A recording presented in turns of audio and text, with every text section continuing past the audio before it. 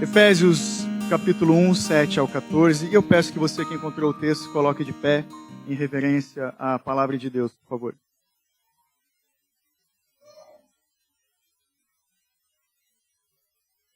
Eu vou pedir 1 ou 2 copos d'água, por favor, que eu esqueci de trazer minha garrafa. Mas você lê comigo, então, a partir do verso 7 de Efésios 1. Nele temos a redenção, o perdão dos nossos pecados, pelo seu sangue, segundo a riqueza da sua graça, que ele fez multiplicar-se para conosco em toda sabedoria e prudência, e fez com que conhecêssemos o mistério da sua vontade, segundo a sua boa determinação que nele propôs, para a dispensação da plenitude dos tempos, de fazer convergir em Cristo todas as coisas, tanto as que estão no céu, como as que estão na terra. Nele também fomos feitos herança, predestinados conforme o propósito daquele que faz todas as coisas segundo o desígnio da sua vontade, a fim de sermos, para o louvor da sua glória, nós, os que antes havíamos esperado em Cristo. Nele também vós, tendo ouvido a palavra da verdade, o evangelho da vossa salvação, e nele também crido, fostes selados com o Espírito Santo da promessa, que é a garantia da nossa herança para a redenção da propriedade de Deus, para louvor da sua glória. Amém. Você pode orar comigo, por favor? Feche seus olhos. Bendito Deus e Pai, a Ti nós rendemos graças por essa palavra, Deus, que fala de um povo que jazia em trevas e viu grande luz. O Senhor Jesus se revelou aos homens, Deus feito homem, e nos concede o Espírito Santo que nos ilumina, Pai, diante da Tua palavra. Então nós te pedimos hoje, Senhor, toma cativo os nossos ouvidos, nossos corações, desde a criança mais nova que tem aqui nesse salão, Pai, até o mais avançado de idade, estejamos todos nós atentos ao que o Espírito Santo vai falar com cada um de nós e também no coletivo, por meio da Tua palavra, o Evangelho da salvação, exposta, pregada e cravada em nossos corações, para louvor da Tua glória, em nome de Jesus. Amém. Você pode se assentar, muito obrigado.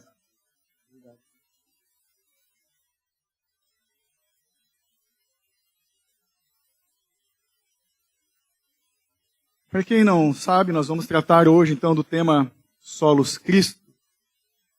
Solos Christus, somente Cristo. Nesse texto que você acabou de ler comigo, nós vemos o apóstolo Paulo dando início a essa carta. Ele escreveu essa carta para os irmãos judeus e gentios convertidos da cidade de Éfeso.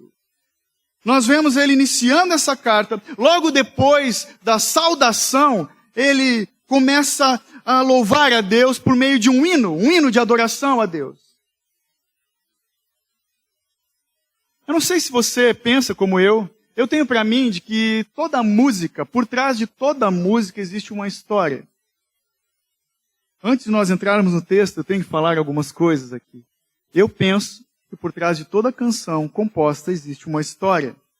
E eu também penso que todo mundo gosta de uma boa história. Eu pelo menos gosto de ouvir histórias. Eu quero contar para você rapidamente, antes de entrarmos no texto, a biografia bem resumida de uma mulher cujo nome foi Fanny Crosby. Ela nasceu em 1820 e morreu em 1915. Ela viveu, portanto, 95 anos. Ela foi uma mulher cristã que nasceu numa cidade próxima de Nova York, portanto, uma norte-americana, que já na infância ela foi evangelizada por sua avó. E ainda enquanto criança, ela decorou todo o livro de Ruth e alguns salmos. Fanny Crosby, dizem que ela tinha uma memória extraordinária e logo cedo, enquanto adolescente, ela se tornou uma poetisa. Ela começou a escrever poemas e foi muito talentosa. Diz a sua biografia que ela compôs mais de 8 mil hinos cristãos. Seu primeiro hino, uma curiosidade, ela escreveu aos 45 anos de idade. Ela tinha uma notável facilidade em compor, então. Alguns dizem que ela, por vezes, compunha hinos em poucos minutos, bem rápido, inspirada por Deus. E muitas das suas canções foram traduzidas e publicadas nos mais diversos países espalhados por todo o mundo. Ela foi casada com um músico, ela foi professora de inglês e de história também. Ela ficou famosa, sim, por suas composições. Ela foi uma mulher conhecida de 5 presidentes norte-americanos. Ela foi membro da Igreja Metodista. Ela coordenava, portanto, o culto infantil daquela igreja. E as suas canções foram cantadas nos cultos e nas conferências de um famoso evangelista da sua época, Dwight Moody. Moody, que era amigo íntimo de Spurgeon. Então, nos cultos dele, nas conferências, os hinos dela eram cantados. Naquele período também, os hinos dessa mulher, dizem, eles embalavam, então, o avivamento americano do século XIX, conhecido por eles como The Great Awakening, o grande despertamento. Então, as músicas dela se espalharam por aquela nação. Ela foi a primeira mulher também a falar no Senado dos Estados Unidos. Ela foi uma das grandes evangelistas da sua época. Ela foi uma dedicada missionária que participava do Exército da Salvação. E o seu hino mais famoso, inclusive, no Brasil, é conhecido, traduzido, como A Deus demos glória. Esse hino ficou famoso, de novo, aqui mais perto da gente, nos anos 60, porque eles eram cantados nas campanhas evangelísticas, os hinos dela, das campanhas do Billy Graham. Talvez você já tenha ouvido falar dele. Viu como uma boa história prende a nossa atenção? A gente gosta de história. E nós mesmos, cada um de nós possuímos as nossas histórias, a nossa história de vida. Quando a gente conhece, faz amizade com alguém, é natural a gente contar. As mulheres contam em mais detalhes, os homens são mais superficiais. Me conta a tua história. Não é assim que começa um relacionamento. Nós gostamos, então, de contar a história da nossa vida, de como nós chegamos até aqui. Nós vemos no meio do povo de Deus, e principalmente aqui nessa igreja, que temos diversidade de pessoas, de histórias, nós vemos pessoas diversas, diferentes, de famílias distintas, de distantes cidades, cada um com as suas histórias. Histórias pessoais de vida, histórias de infância, a gente gosta de contar, de família, às vezes a gente fala do nosso histórico profissional, mas principalmente o cristão gosta muito de contar a história da sua conversão. Paulo, aqui nesse texto, então, o apóstolo, ele inicia a carta com esse hino de celebração. Ele está simplesmente celebrando a história maior. Uma história muito maior do que a dele mesmo. E olha que Paulo tinha história para contar. Ele está celebrando essa história. E é dentro dessa história que se encontra cada história individual de conversão, de fé, de vida espiritual, de obediência e de esperança de todo cristão. Todos nós, eu e você, achamos que as nossas histórias são importantes. E de fato são. Inclusive e principalmente a nossa história de vida com Deus. Só que por vezes, nós nos esquecemos da grande história, a maior história de todas. E nós só vamos celebrar a vida de verdade, com a alegria que é devida, quando nós celebrarmos e nos alegrarmos com essa história maior. Que quando fazemos isso, eu e você passamos a entender, passamos a enxergar a maneira de como Deus trabalha de fato em nossas vidas. Porque nós temos que concordar que todo cristão é fruto dessa história maior. Uma história que é muito mais ampla, a história única do maior homem que já pisou nessa terra, que já existiu. A história do nosso Salvador, o Senhor Jesus. O próprio Billy Graham tem uma frase bem conhecida que ele diz que o maior acontecimento da história não foi o homem subir e pisar na lua, foi Deus descer e pisar na terra. E é verdade. Então, a partir disso, desse texto de Efésios, desse hino de celebração de Paulo, nós vamos tratar dessa sola, ou desse somente, solos Christus, que fala essa doutrina que nós somos salvos por Cristo somente. Em 1996, no dia 20 de abril, foi escrita pela Aliança dos Evangélicos Confessionais, na cidade de Cambridge. Eles escreveram a declaração de fé, que diz o seguinte, a respeito dos solos Cristos, a degradação da fé centrada em Cristo. Eu vou ler para você aqui. Eles escreveram naquele dia o seguinte: à medida que a fé evangélica se secularizou, seus interesses se confundiram com os da cultura. O resultado é uma perda de valores absolutos, um individualismo permissivo, a substituição da santidade pela integridade, do arrependimento pela recuperação, da verdade pela intuição, da fé pelo sentimento, da providência pelo acaso, da esperança duradoura pela gratificação imediata. Cristo e sua cruz, eles escreveram, se deslocaram do centro da nossa visão. Eles continuam.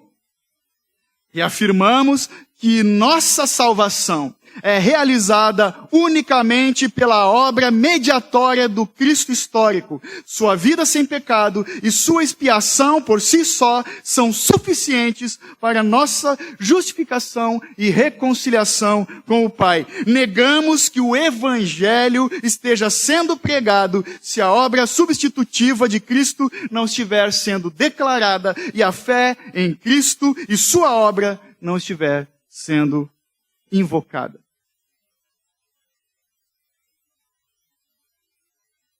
Agora sim, no texto de Efésios, Paulo escreveu para esses irmãos lá da cidade de Éfeso, né, os judeus e os gentios, que são aqueles que não eram judeus, convertidos. E ele então, de novo, inicia essa carta com um hino de louvor. Mas qual é o conteúdo dessa canção? Qual é a história por trás dela? Ele está cantando simplesmente a obra da Trindade na salvação. Paulo está cantando sobre a salvação operada por Deus na vida de todo crente, de todo filho de Deus. Ele canta a obra do Pai, que é a eleição, nos versos 3 até o 6. Ele canta a obra do Filho na redenção, dos versos 7 ao 12. Ele canta a obra do Espírito Santo, nos versos 13 e 14. E é bem nítido essa construção de uma música, de um hino, porque ele divide as estrofes nos versos 6, 12 e 14, quando ele diz, para o louvor da sua glória, para o louvor da sua glória. Essa é a dica das estrofes. Então, a partir desse texto e do que Paulo está nos trazendo, nós vemos que o alvo dessa obra da salvação é o povo de Deus.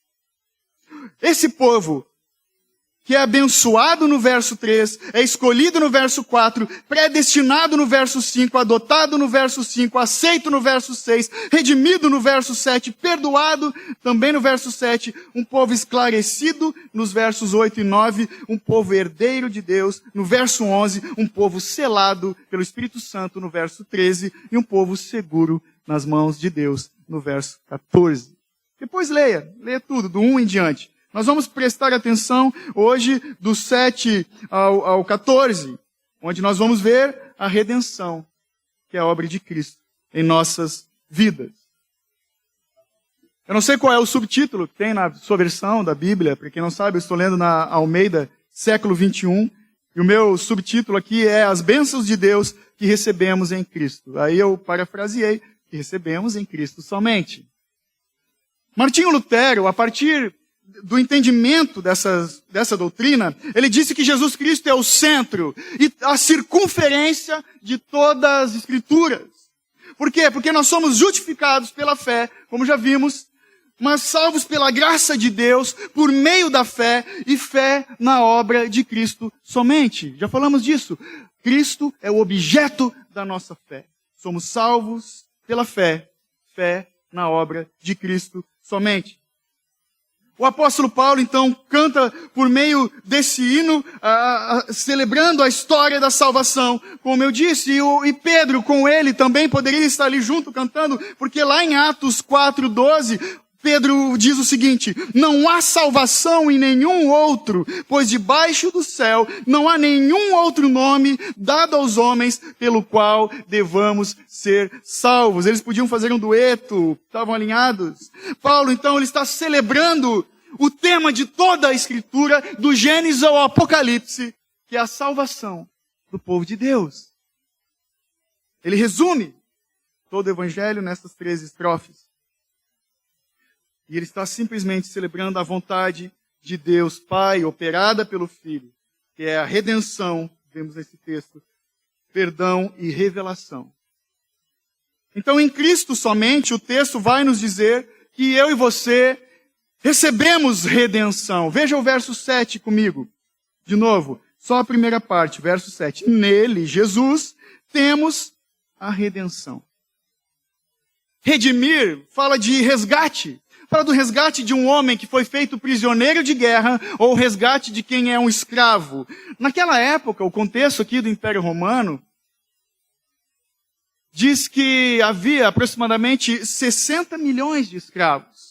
E um escravo, para os romanos, eles eram considerados como ferramentas de trabalho. Uma pá, um balde, ou uma mobília, como uma mobília bonita de exibir. Por exemplo, olha como o meu escravo é forte, olha os dentes dele, que bonito.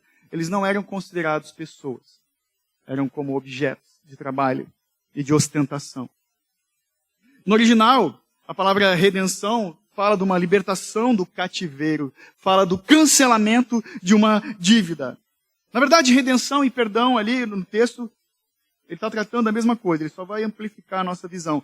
Mas a redenção também fala da libertação de um homem que foi condenado merecidamente à pena de morte.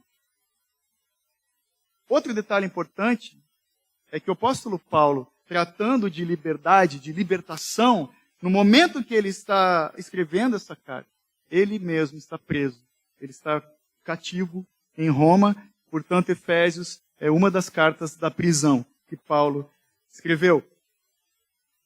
E também a redenção se refere à libertação do povo de Israel, que estava no Egito, foi liberto por Deus. Fala disso também. Só que em cada caso desses, o homem é redimido, é libertado de uma situação em que ele é incapaz, ele mesmo é incapaz de se libertar por si mesmo. Ou é livre de uma dívida que jamais poderia pagar com os seus recursos.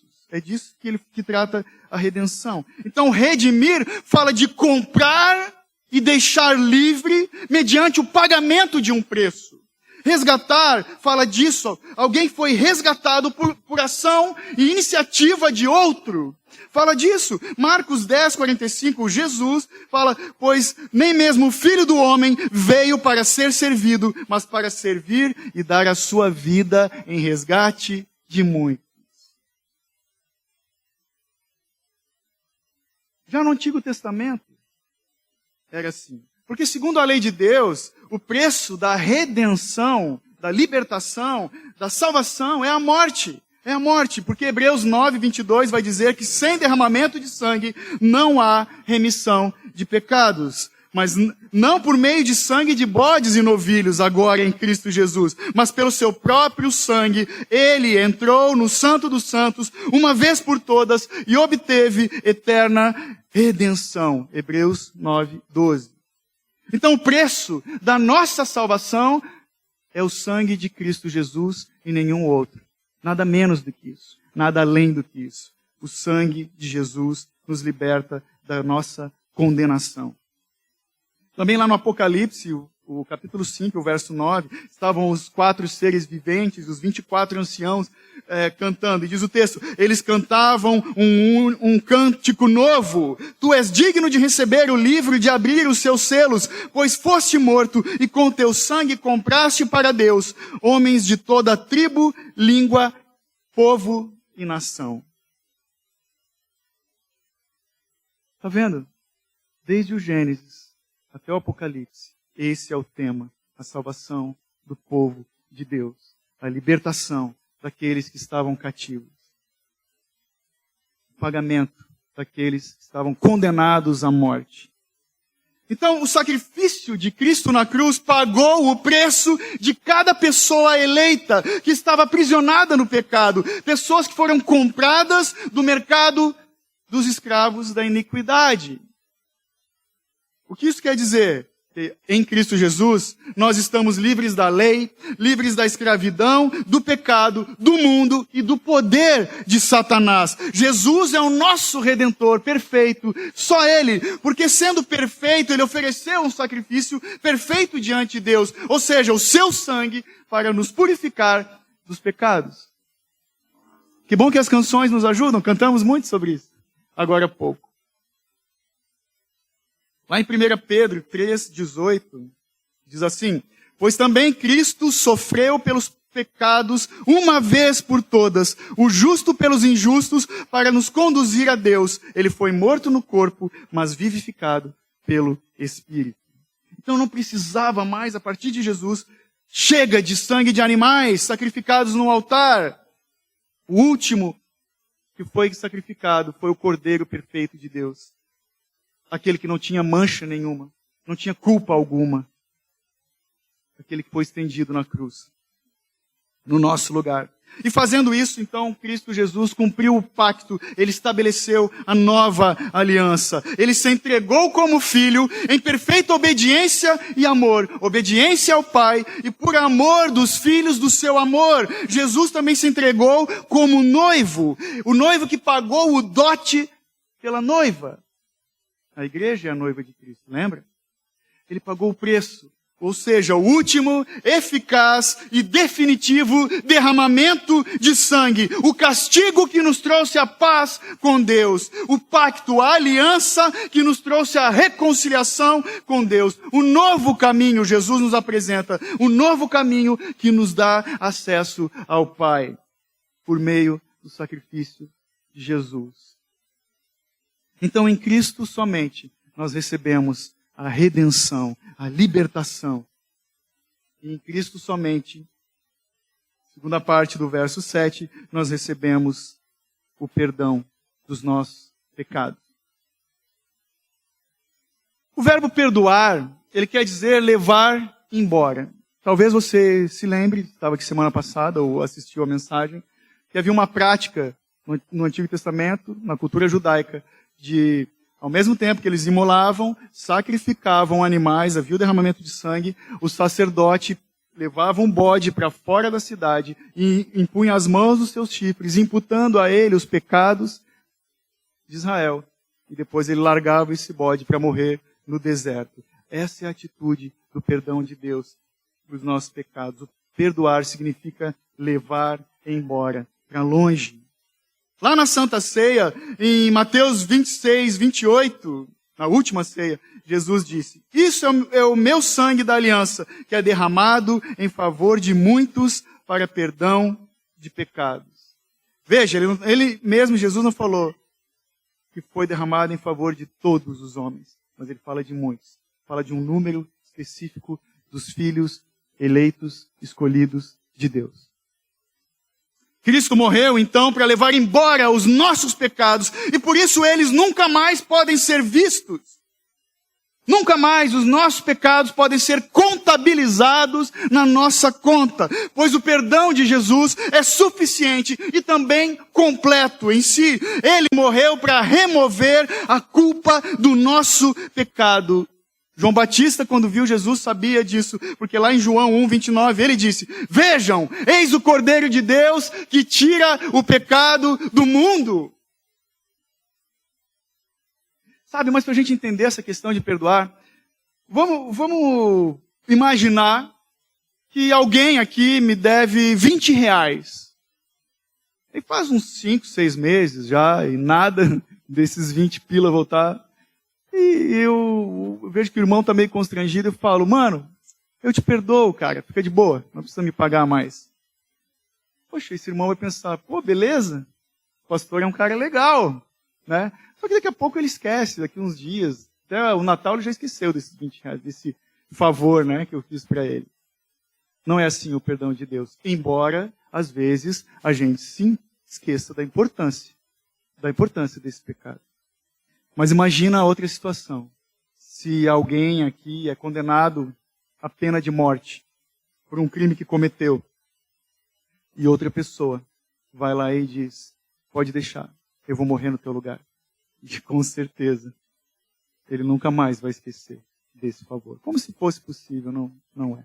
Só para a gente entender a diferença do tamanho do perdão, do tamanho da enrascada em que nós estávamos envolvidos.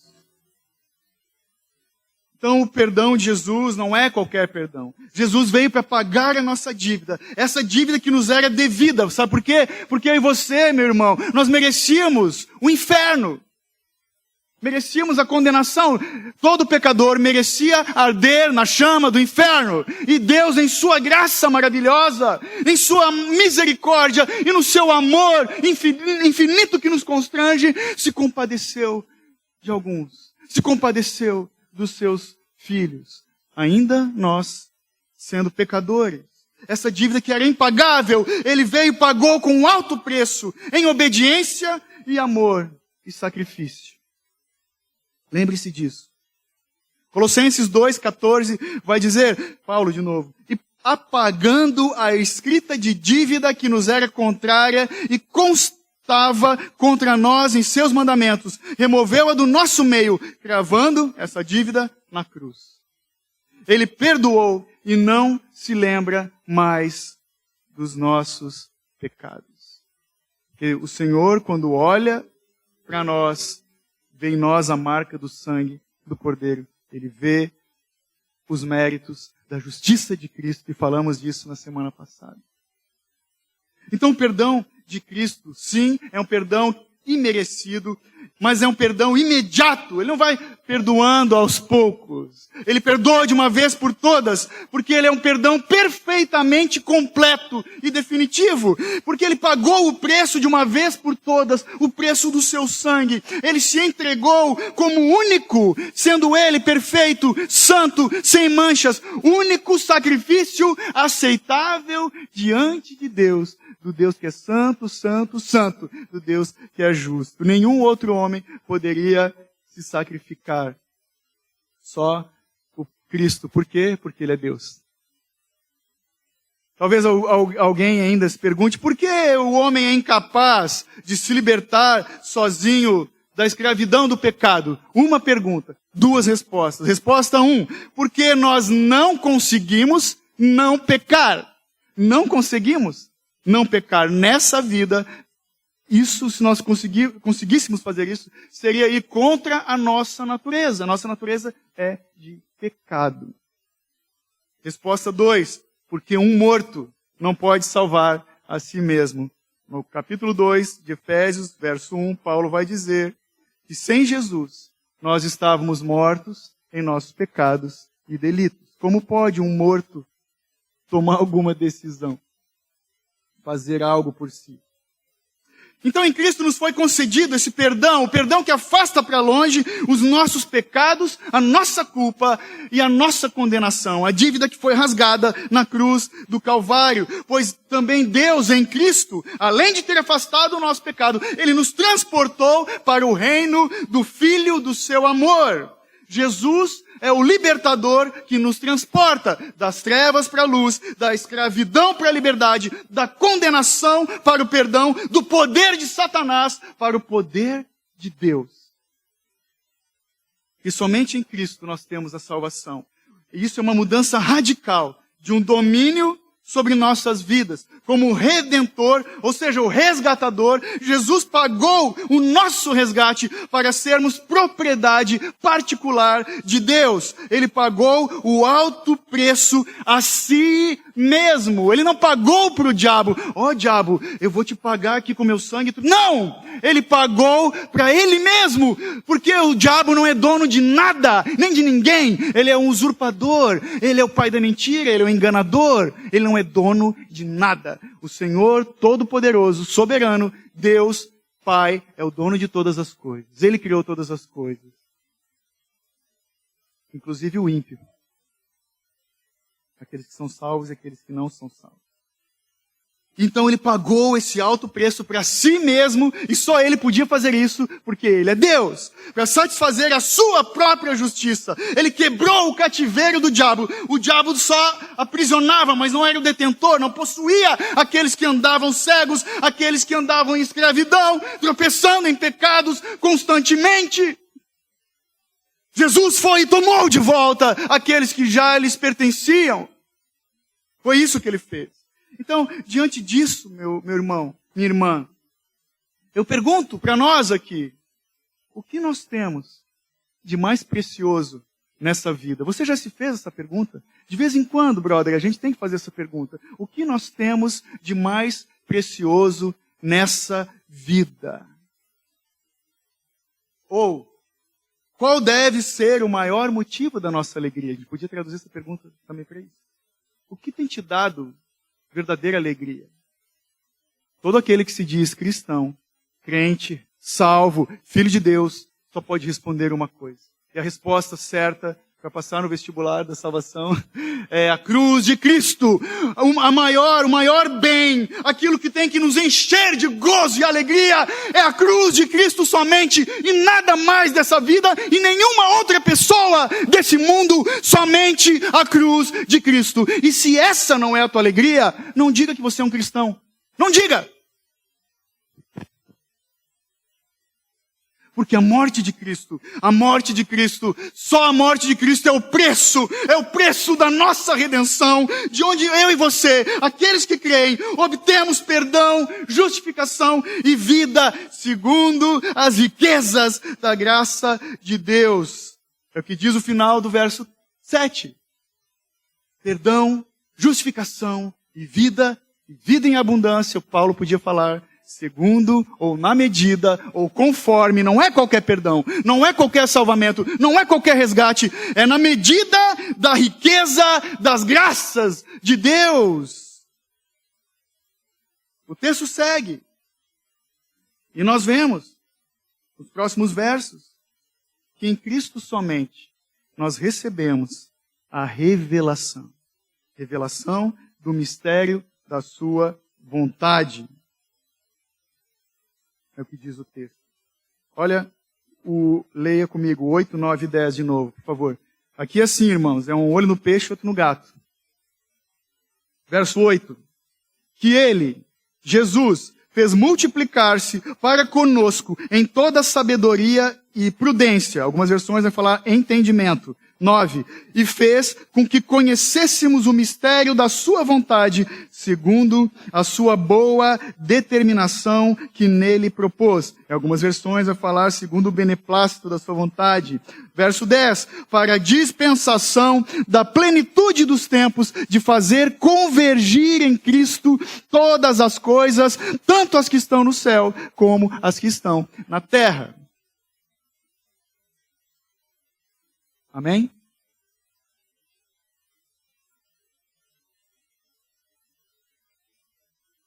Paulo escreve também, em 2 Coríntios 4:4, o Deus, com D minúsculo, o Deus deste século, cegou o entendimento dos descrentes, para que não vejam a luz do evangelho da glória de Cristo, que é a imagem de Deus. O que Deus, o que o Pai, o que o Senhor nos revela em seu Filho, na obra do Filho. Em Jesus, ou melhor, Jesus revela a verdadeira natureza de Deus. Foi cantado, em Hebreus fala que Jesus é a exata expressão do seu ser. Jesus é Deus. Por isso a obra é perfeita, definitiva, incomparável. Ele revela a natureza real de Deus. Jesus revela também a nossa natureza de miséria e rebeldia contra Deus. Jesus revela o amor do Pai por meio de sua misericórdia, pois a redenção traz com ela uma graça ilimitada. Aí nós lembramos de Romanos 5:20, onde abundou o pecado, superabundou a graça de Deus. A graça de Deus na vida dos remidos e perdoados, que se transforma, segundo o texto que lemos, em sabedoria e entendimento, vai dizer o verso 8. O que isso significa? Que então nós passamos a ver, sabe que toda vez que o Novo Testamento fala de mistério, Né? Tem gente que se confunde e gosta de usar essa palavra de forma totalmente inadequada. Quando no Novo Testamento mistério aparece, ele quer falar justamente o contrário. Ele está dizendo que são coisas que estavam ocultas e que agora foram reveladas. Então, o que significa que eu e você, em Cristo, passamos a ver aquilo que antes estava oculto para a gente. Nós passamos a ver a vida de uma outra forma. E isso me lembra uma história da minha infância. Quando eu fui para a alfabetização, eu uso óculos desde os 6 anos de idade. Eu fui para a alfabetização, não sabia ler ainda, né? É óbvio. E lá na escola, onde a minha mãe me levou, eles estavam fazendo exames oftalmológicos. Aí eu lembro que eu estava sentado, tinha 6 anos de idade, né, mãe? É isso? 6 anos de idade. Sentado no fundo da sala, e na frente a moça ficava mostrando desenhos. E eu falava, é isso, é aquilo. Daqui a pouco ela mostrou uma figura e eu disse, é um balde. Ela olhou para minha mãe, vem aqui. Ela mostrou, era um soldado. Então ali eu descobri que eu estava precisando de óculos a partir dos meus 6 anos de idade. Então é assim, quando nós não contemplamos, não vemos, não conseguimos enxergar pelos óculos do Evangelho, pela lente do Evangelho de Cristo, a vida, a visão que nós temos do mundo, da vida, a famosa cosmovisão, que tem muita gente falando, ela está distorcida. É uma leitura equivocada que nós fazemos da vida, do mundo, das pessoas, de todas as coisas. Temos que olhar pelo prisma do Evangelho.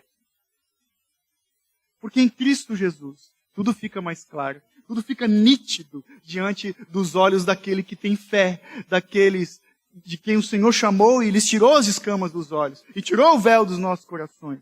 Fica tudo mais nítido. Então na cruz, somente na cruz nós podemos e nós vamos ver o perdão dos nossos pecados. Nossa dívida impagável sendo paga na pessoa e no sacrifício vivo de Cristo somente. William Barclay disse o seguinte, Deus não apenas recebe e perdoa aqueles que Ele reconciliou como filhos, também os ilumina com a compreensão do seu propósito. Aí vamos falar do apóstolo Paulo de novo, que sabiamente, inspirado por Deus, foi dizer que o nosso culto tem que ser racional. Temos que entender da nossa fé. Temos que conhecer a palavra de Deus. Temos que fundamentar a nossa fé. Sola fide, estou voltando uns passos aqui. No Evangelho somente. Na palavra, estou voltando sola Escritura somente. Entende? Então nós passamos a ver Cristo em tudo. Ele é tudo, em todos. O toque da graça de Deus nós passamos a enxergar em todas as coisas. Em todas as coisas. A graça comum de Deus para todos e a graça especial para os filhos. Cristo concede aos homens, então, a habilidade de ver as grandes riquezas da eternidade. Nós passamos a ver com os olhos da fé as riquezas da eternidade. E também, em Cristo, Ele nos dá sabedoria e prudência para resolvermos os problemas, as questões, as tretas, as zicas dessa vida em Cristo. Porque Ele, e só Ele, nos dá a paz que excede todo entendimento. Então se hoje nós vemos a Cristo, vemos a vida por meio da luz do Evangelho, é porque Deus disse, das trevas resplandeça a luz. Ele mesmo brilhou em nossos corações para a iluminação do conhecimento da glória de Deus na face de Cristo. 2 Coríntios 4, 6. Então a nossa realidade hoje, se você ainda tenha dúvida, a nossa realidade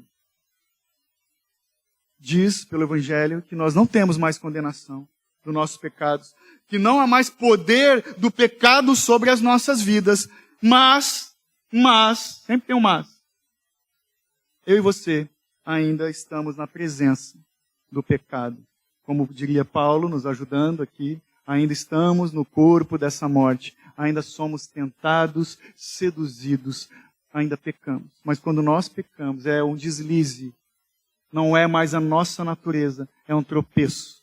Porque aquele que é crente, logo em seguida, se arrepende, chora os seus pecados aos pés de Cristo e clama novamente por misericórdia. Então o pecado, O pecado separa o homem de Deus, do próximo também, e separa o homem de si mesmo e da natureza. Essa vida tá essa bagunça, a gente olha o noticiário, vê gente subindo em igreja e derrubando cruz, vê gente tocando fogo lá no Chile, nas igrejas. Por quê? Porque esse mundo jaz no maligno. É o pecado que separou os homens de Deus, deles mesmos, do próximo e da natureza. Então nem aí, para a hora do Brasil, né, como diriam alguns. Então o pecado faz isso. Ele desintegra, ele rasga, ele separa todas as coisas. Mas o verso 10 diz que em Cristo Deus vai fazer convergir, ou seja, ele vai juntar todas as coisas. Vai juntar todas as coisas na consumação dos séculos. Então Jesus é como um centro unificador de judeus e gentios. Esse é o contexto. Paulo está escrevendo que Jesus é o Messias, o Salvador, que não veio somente e exclusivamente para os israelitas, ele veio para todos os povos, ele tem um povo eleito em todos os lugares. Então ele é unificador de judeus e não judeus, das diversas histórias de todos os crentes, em todos os povos e de todos os tempos. Essa é a extensão da perfeição dessa obra redentiva de Cristo Jesus. Mas também essa ação redentiva de Deus não é derramada somente sobre os homens. Ela se estende sobre toda a criação. E no futuro, Deus vai conceber novo céu e nova terra. É disso que está falando. Ele vai fazer convergir. Ele vai juntar todas as coisas que estavam separadas. Ele vai apresentar como uma coisa única, para louvor da sua glória, movido por seu amor e sua misericórdia. Ele vai restaurar todas as coisas, vai fazer tudo novo. As coisas do céu e da terra. Ele vai fazer todas as coisas convergir em Cristo Jesus. Isso inclui, só para deixar bem claro, toda a criação. E todos os cristãos, tanto aqueles que estão vivos, como aqueles que já partiram. Os vivos e os mortos. Ou seja, ele vai fazer convergir em Cristo a igreja da terra e a igreja que já está no céu. Todo aquele que está em Cristo vai ser unido a Ele para louvor da glória de Deus.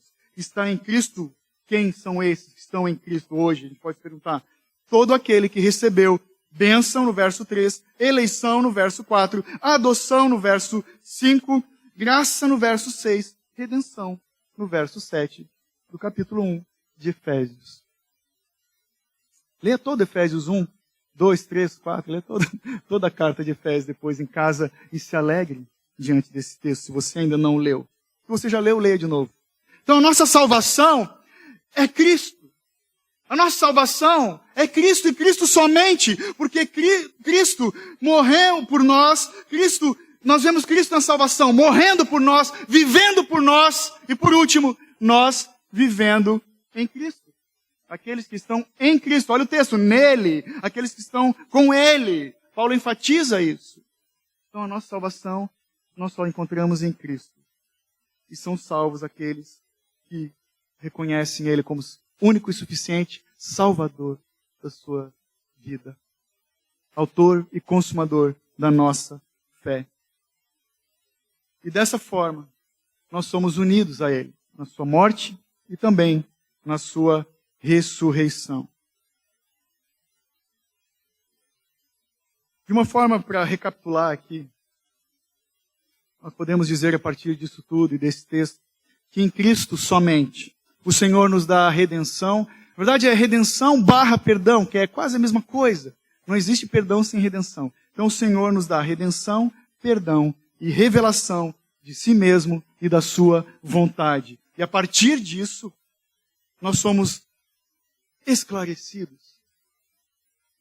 Iluminado é meio estranho, porque tem aquele filme do Jack Nicholson, então eu vou falar esclarecidos. Somos esclarecidos para enxergar e refletir a luz de Cristo.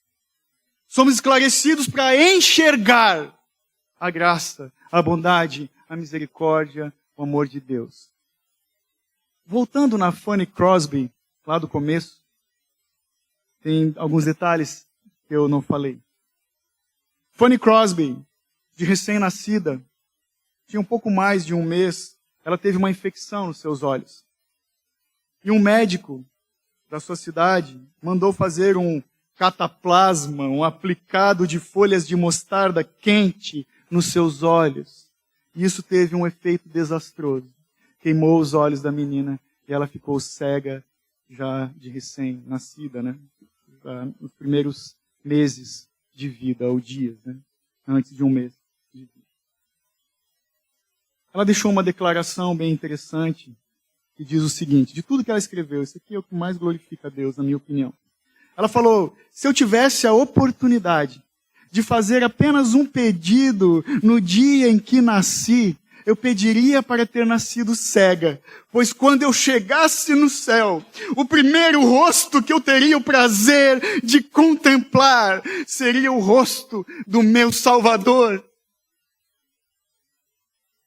Essa mulher viveu a sua vida celebrando a história da salvação. Ela viveu a sua vida louvando a Deus, espalhando o seu amor em palavras e atitudes. Ela não se prendeu nas suas limitações. Ela não viveu uma vida de lamúrias. Ela bendizia o seu Senhor. Ela tinha expectativa no porvir. A sua alegria, a sua esperança estavam no seu Redentor e não nas coisas dessa vida. E sabe, antes do toque de Deus, eu e você, nós éramos cegos. Eu e você, nós éramos cegos, como o cego, aquele de nascença que teve os seus olhos tocados por Jesus e foi questionado depois pelos fariseus, ele foi curado por Cristo e ele foi questionado lá em João 9:25. Ele falou para os fariseus, uma coisa eu sei, eu fui cego, mas agora eu vejo. Então, quando Cristo nos toca, passamos a ver a realidade da vida por meio da cruz de Cristo. Passamos a contemplar e nos alegrar na alegria da salvação, que é uma alegria totalmente diferente de qualquer prazer, de qualquer alegria, de qualquer vitória, de qualquer conquista, de qualquer boa notícia desse mundo, as boas novas de salvação em Cristo Jesus. Olha comigo o verso 18, ali mesmo de Efésios 1. Diz assim, sendo iluminados os olhos do vosso coração, para que saibais qual é a esperança do chamado que ele vos fez, quais são as riquezas da glória da sua herança nos santos. Eu te pergunto, então, o que você vê quando olha para a cruz? Você consegue enxergar algo quando você olha para a cruz de Cristo? No exercício de fé, meus irmãos, eu e você sempre devemos contemplar. Veja a diferença de ver, de olhar, de enxergar para contemplar. Contemplar é investir tempo admirando. Investir tempo admirando. Nós precisamos sempre fazer esse exercício de contemplar a cruz de Cristo, num exercício de fé. Contemplar na cruz a graça de Deus Pai em Cristo, nos redimindo, nos perdoando e se revelando em seu infinito amor. Nós somos chamados, então, para enxergar e somos chamados também para refletir. Refletir! Não as nossas obras, não as nossas conquistas, não os nossos bens, não os nossos méritos. Somos chamados para refletir as obras de Cristo somente, os grandes feitos do nosso Salvador. Somos o povo escolhido simplesmente para isso, para refletir, para darmos testemunho das obras de Deus na pessoa de Cristo.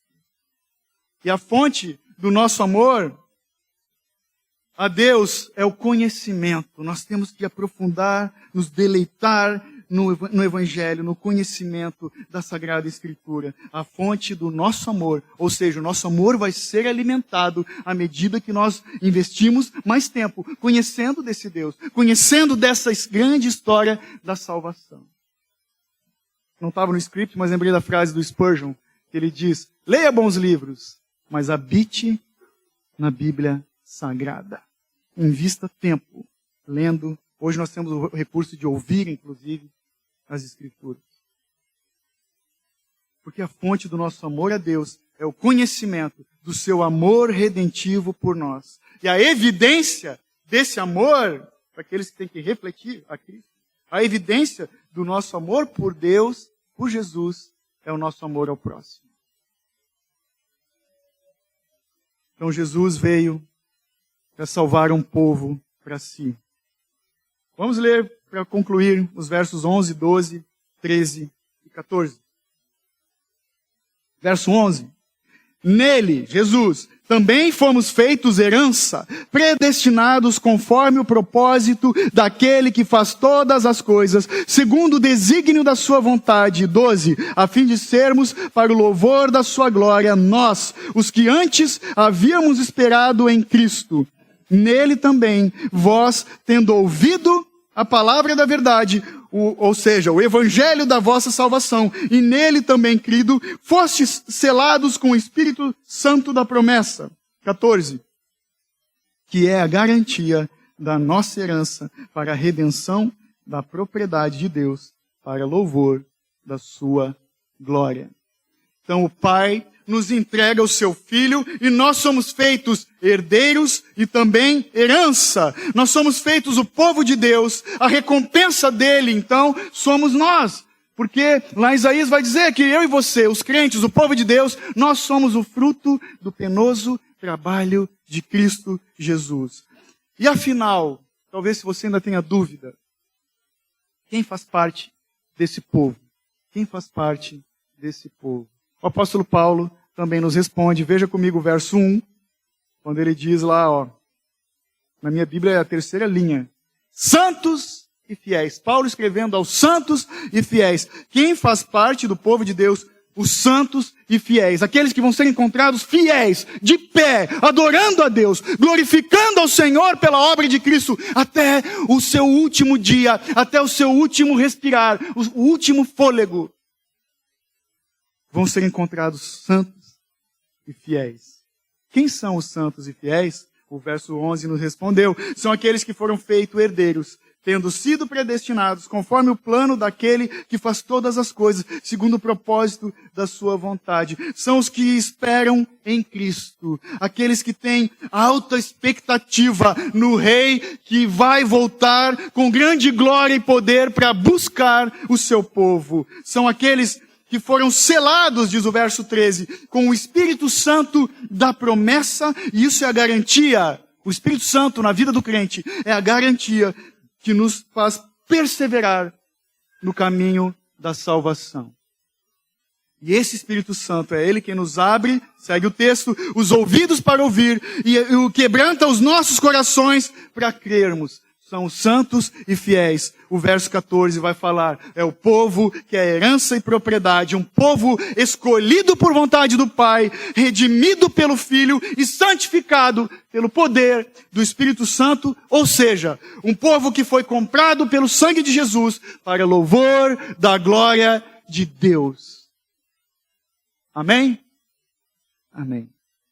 Para concluir, já que falamos de cânticos, hinos e celebração, e o povo de Deus é chamado a louvar e adorar o Senhor em todo tempo e diante de toda e qualquer circunstância. Eu vou ler a letra de uma música em forma de poema, não vou cantar aqui, que não está no nosso repertório, inclusive, quem sabe um dia, hashtag fica a dica, do pessoal do louvor. A música do meu amigo Marco Teles, alguns conhecem ele, que ele pegou o texto lá de Lucas, quando fala da vida de Simeão, que na minha opinião foi um dos homens mais bem-aventurados que viveu nessa terra. Simeão, se você não sabe, teve o privilégio de, movido pelo Espírito Santo, ser levado até o templo justamente no momento em que Jesus, bebê, ia ser apresentado. Então Simeão toma Jesus nos braços e se cumpre o que Deus havia prometido para ele, que ele não ia morrer antes de que os seus olhos vissem o Salvador. Então ele exalta a Deus com cântico, cantando com Jesus. Cara, pensa na cena. O velhinho cantando com Jesus, bebê no colo. Lindo isso. Então o Marco Teles, ele pegou essa passagem de Lucas e alguns versos de uma música bem famosa da Fanny Crosby. Preste atenção e eu terminando aqui, o louvor já pode subir, por favor. O nome da canção é Tenho Tudo. Ele diz o seguinte: Ó que belo amanhecer! O soberano fez nascer, assim como prometeu, hoje em paz posso partir. Os meus olhos contemplaram tua doce salvação, luz de todos os remidos, repousando em minhas mãos. Tenho paz, eu tenho a Cristo. Deixa eu ver o seu sorrir, e por toda a minha vida Ele vai me carregar. Tenho tudo, eu tenho a Cristo. Em sua cruz confiarei, até que bem claramente, face a face, eu possa ver. Eu tenho paz, eu tenho Cristo. Eu tenho tudo, eu tenho Cristo. Tão profundo, imensurável, tua misericórdia e amor, plenitude, redenção, vida eterna ao pecador. Eu tenho tudo, eu tenho a Cristo. Amém. Louvado seja Deus. Você pode se colocar de pé no seu lugar, por favor.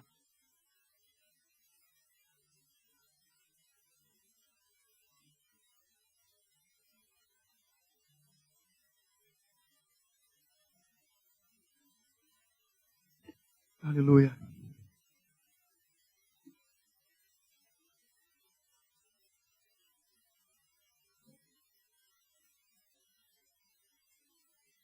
Feche seus olhos, eu gostaria de orar contigo nesse momento.